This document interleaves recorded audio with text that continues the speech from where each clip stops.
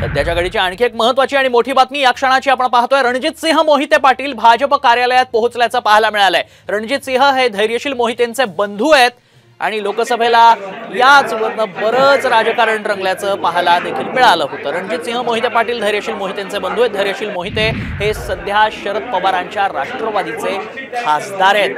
रणजित सिंह मोहिते पाटील त्यामुळेच कुणाला मतदान करणार असा सवाल या निमित्तानं उपस्थित झाला, या भेटीमुळे उपस्थित झालाय।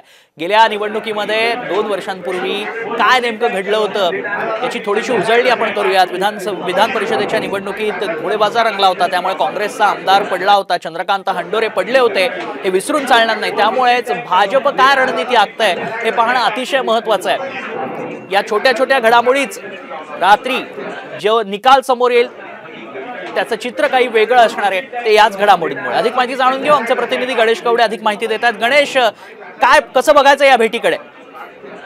नक्कीच रणजित मोहिते पाटील खरं तर गेल्या काही दिवसांपासून आहे ते मोहिते पाटील कुटुंबीय किंवा विरोधात भाजपच्या गेलं होतं, तेव्हापासून रणजित मोहिते पाटील हे भाजपच्या कार्यालयात आले नव्हते। मात्र आज विधान परिषदेची निवडणूक आहे आणि या निवडणुकीच्या वेळेस भाजप कार्यालयामध्ये आहे ते भाजपच्या आमदारांची रेलचेल पाहायला मिळते आणि त्यामध्ये रणजितसिंह मोहिते पाटील हे देखील विधान परिषदेमध्ये आमदार आहेत आणि ते देखील आता भाजपच्या कार्यालयामध्ये आलेले। त्यामुळे कुठे तरी पुन्हा एकदा मोहिते कुटुंबीय भाजप बरोबर येते का अशी देखील एक चर्चा आहे ती सुरू झालेली पाहायला मिळते। धन्यवाद गणेश, आपण दिलेल्या सविस्तर माहितीसाठी। त्यामुळे या छोट्या छोट्या घडामोडी अतिशय महत्त्वाच्या आहेत आजच्या दिवसासाठी। विधान परिषदेसाठी खरं तर 11 जागांसाठी 12 उमेदवार रिंगणात उतरलेले आहेत आणि त्यामुळेच ही निवडणूक चुरशीची झाली।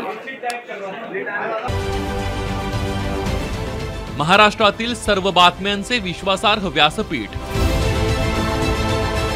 सकाळच्या सर्व सोशल मीडिया प्लॅटफॉर्मला लाईक, फॉलो आणि सबस्क्राईब करा। तसंच सर्व नोटिफिकेशनसाठी बेल आयकॉन प्रेस करायला विसरू नका।